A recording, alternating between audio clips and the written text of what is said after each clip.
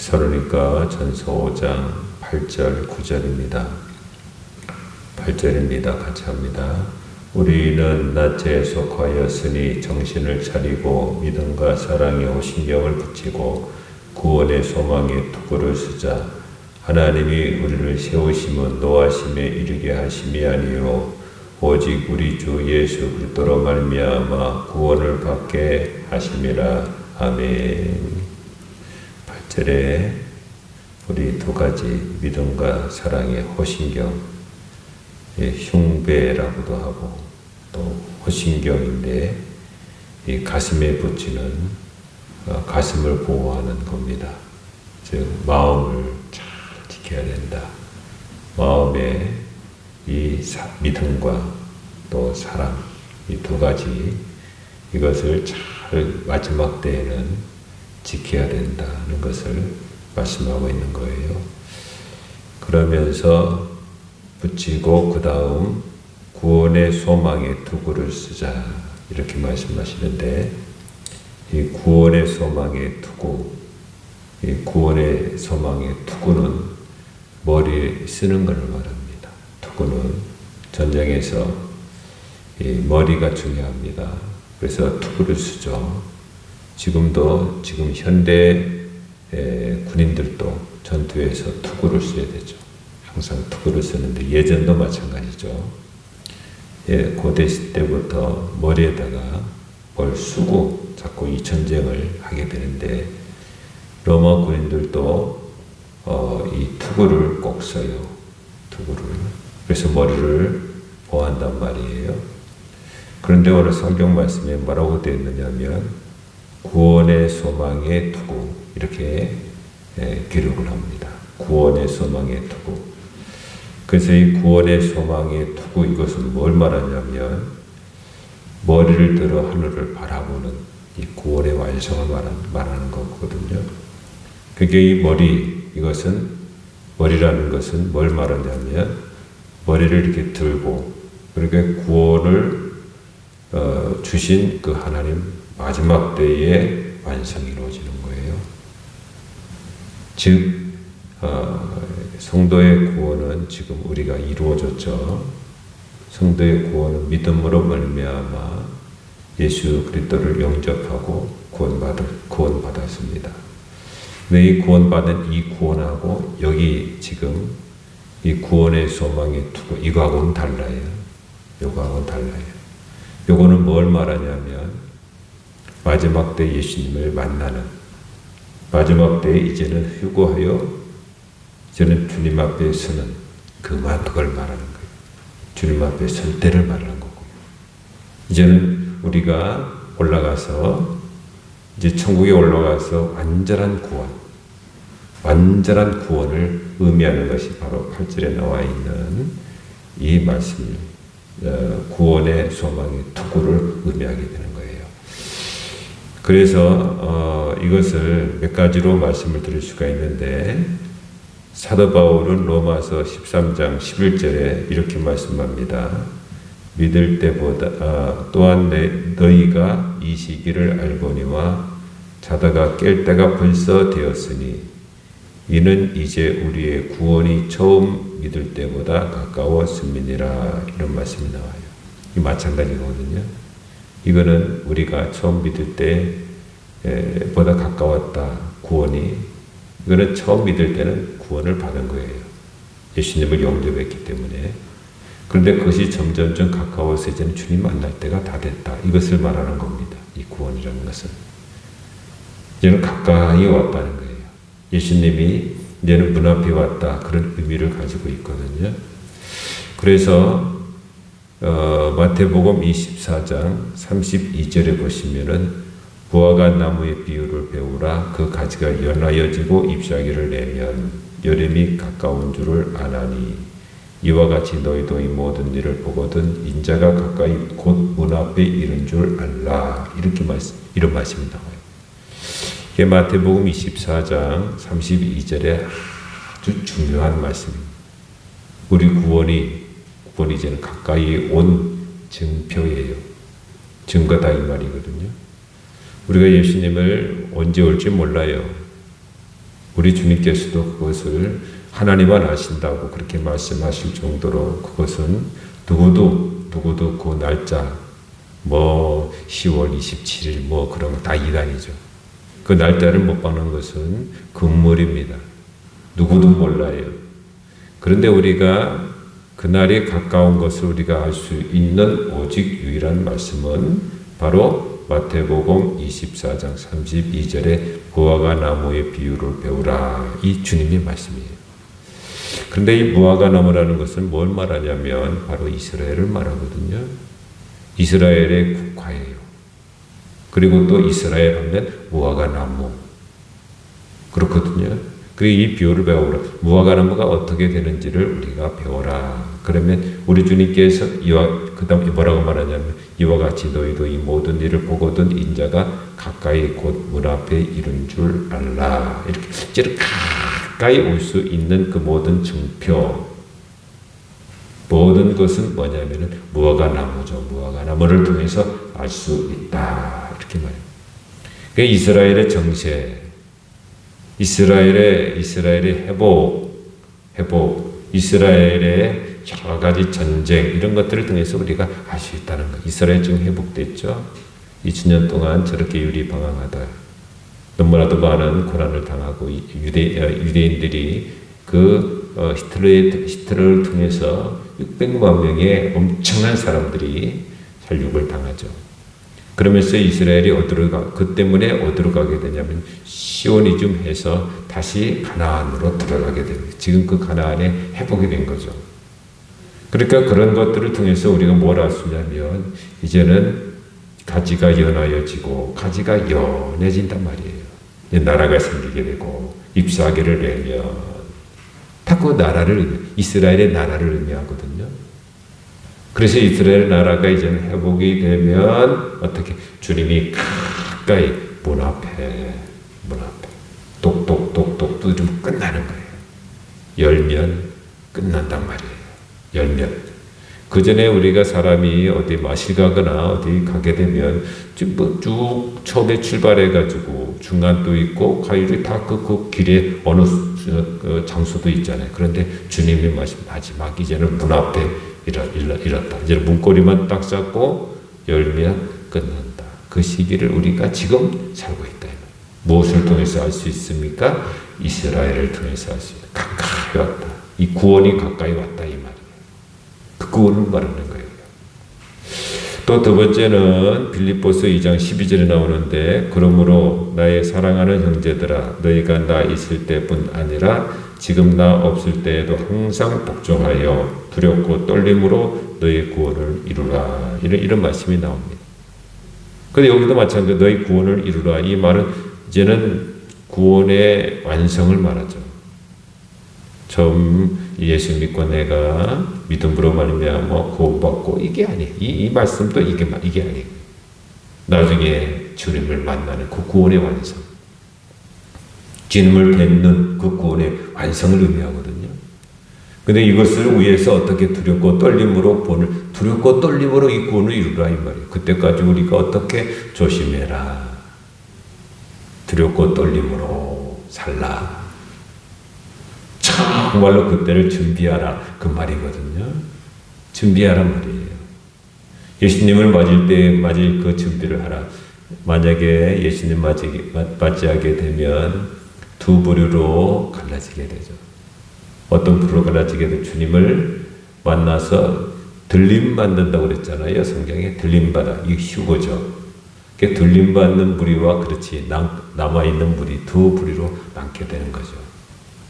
그런데 만약에 여러분 들림받는 그 무리들은 흰 세마포를 입고 들림받는 때 얼마나 좋을까요? 너무너무 좋을 거예요. 기쁨과 또 감격과 영광을 하나님께 돌릴 거예요. 그래 남아있는 사람들은 얼마나 두려울까요? 남아있는 사람들은 얼마나 무서울까요? 내가 남아서 여러분 한번 상상을 해보세요. 너무 무서울 거예요. 그렇기 때문에 성경은 뭐라고 되어 있느냐면 일을 간다고 말했어요. 여러분 일을 간다는 것은 내가 왜 그렇게 살지 않았나 원통한 거 원통하기 때문에 일을 갈거든요. 그 생이를 버덕버덕 갈고 있는 거예요. 왜? 내가 남았기 때문에. 저분 예수 그리스도 그분이 재림하 다시 오셨을 때에 내가 남았기 때문에 내가 왜 그때 믿음대로 살지 않았나?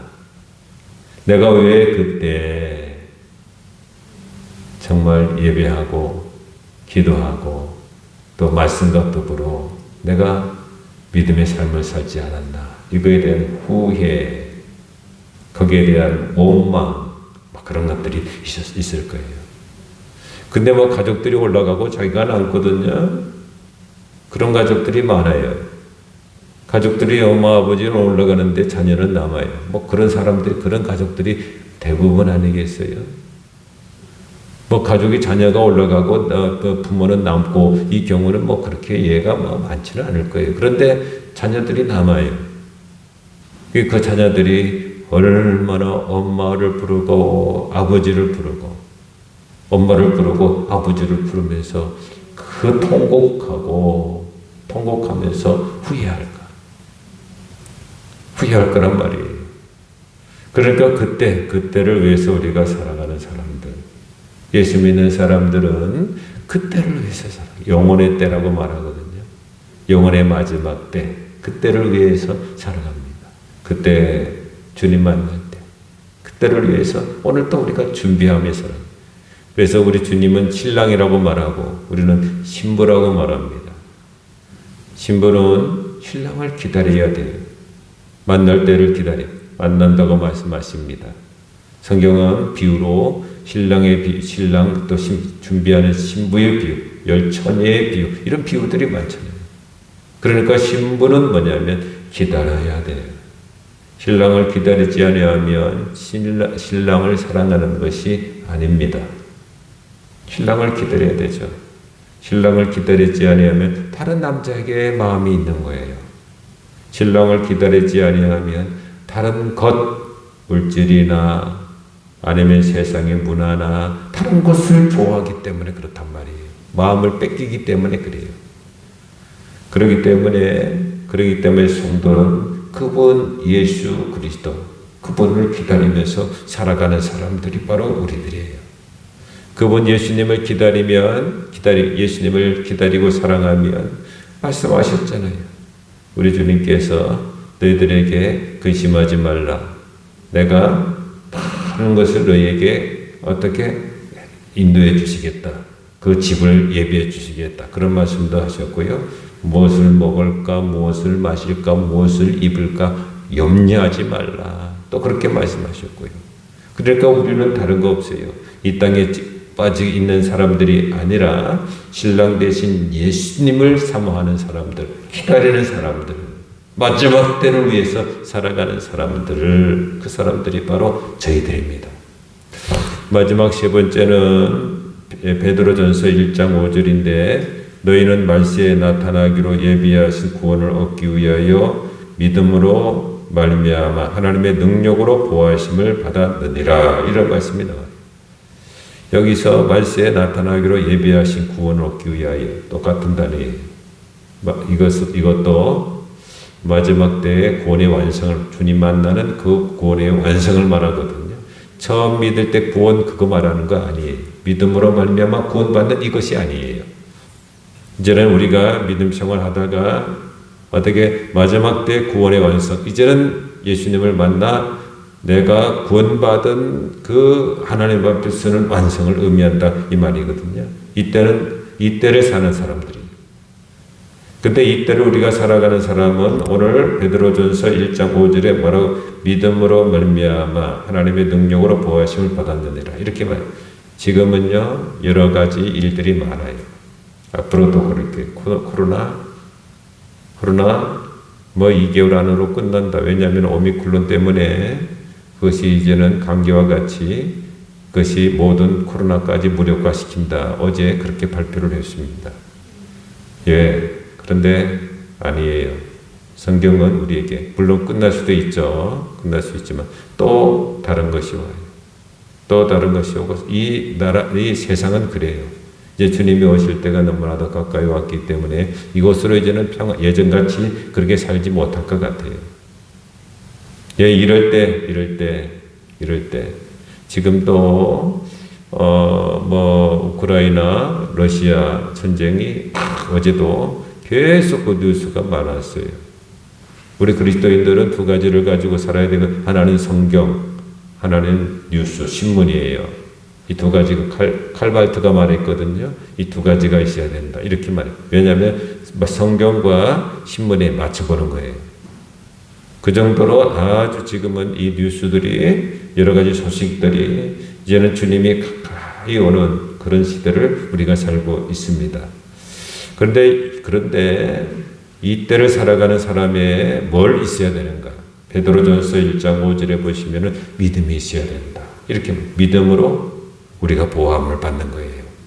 마지막 살아가는 사람들은 무엇으로 물질로 보호하심을 받습니까? 아닙니다. 물질로 보호하심을 못 받습니다. 여러분, 다른 거 우리가 백이 있어가지고 백을 통해가지고 무슨 관직에 있는 형님 때문에 아니면 뭐 때문에 우리가 든든하게 보호를 받습니까? 직장도 없고 아닙니다. 절대 그렇지. 예수 믿는 사람들은 그것으로 보호받는 것이 아닙니다. 성경에는 이 시대는 믿음으로 보호를, 하나님의 능력으로 보호하심을 받았느니라. 성경이 그렇게 말씀하고 있는 거예요. 그러니까 지금은 믿음의 시대예요. 물론 믿음의 시대가 지금까지 왔지만, 그러나 중요한 것은 지금 믿음이 없어서는 살 수가 없어요. 믿음이 있으면 하나님이 보호해 주세요. 믿음이 있으면 하나님이 능력으로 지켜주세요. 그 사람의 모든 것까지. 믿음으로 말미암아 살아요.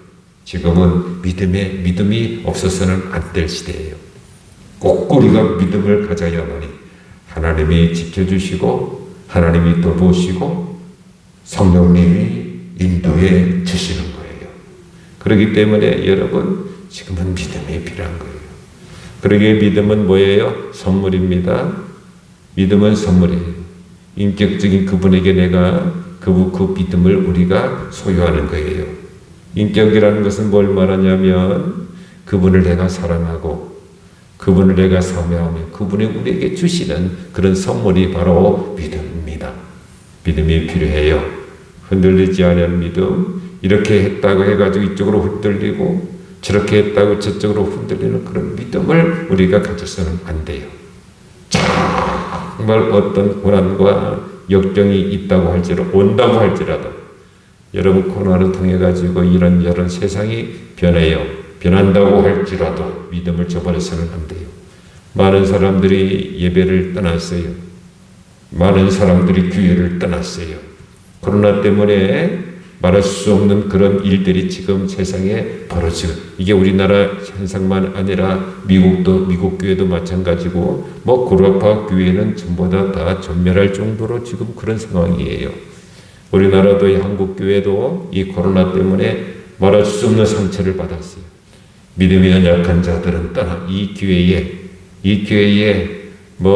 인터넷을 통해서 아니면 유튜브를 통해서 예배드리다가 지금은 2년이 넘어버리니까 많은 사람들이 교회를 떠나버리고 말은 믿음의 문제예요. 여러분, 그래서는 안 돼요. 어떤 일이 있더라도 지금 믿음으로 살아야 돼요. 이 빵으로 사는 것이 아닙니다. 밥으로 사는 것이 아닙니다. 전능하신 하나님 말씀으로 우리가 사는 사람들이요, 또 믿음으로 사는 사람들입니다. 오늘도 정말로 이 구원의 완성, 예수 그리스도를 만나는 그 구원의 완성 소망하면서 정말로 그때를 위해서 살아가는 그런 축복의 성도 되시기를 주님의 이름으로 축복합니다. 아멘. 하나님 감사합니다. 하나님 아버지여, 우리 구원의 완성을 위해서 살아가는 사람입니다. 그것은 곧 투구, 이 머리를 보호하는 장비로 표현되어 있는 이 성경의 이 말씀, 다시 오실 그 믿음의 구원의 완성을 의미하게 됩니다. 하나님, 이 종말론적 구원, 예수님이 재림하여 오실 때 이때의 구원의 완성을 위한 구원인데, 하나님 그것을 위해서 준비하는 성도가 되게 하시고, 이 시대 믿음으로만 살아가는 성도의 믿음이 되게 하여 주시옵소서. 오늘도 우리와 함께 하실 주님을 기대합니다. 오늘도 우리 가운데 역사하실 주님을 기대합니다. 도와주시옵소서. 악한 마귀 틈타지 않도록 하시고 하나님 모든 악한 사단 마귀들 그 결박을 풀고 떠나가게 하시며 하나님 우리가 온전히 주님만 사랑하며 사모하며 정말 오늘도 주님과 동행하는 복된 하루가 되게 하옵소서. 신부의 믿음으로 깨어있게 하시고 늘 주님 사랑하며 의지하는 하루가 되게 하여 주시옵소서. 하나님 영광 받으시기 원하옵고 예수님 이름으로 기도하옵나이다. 아멘.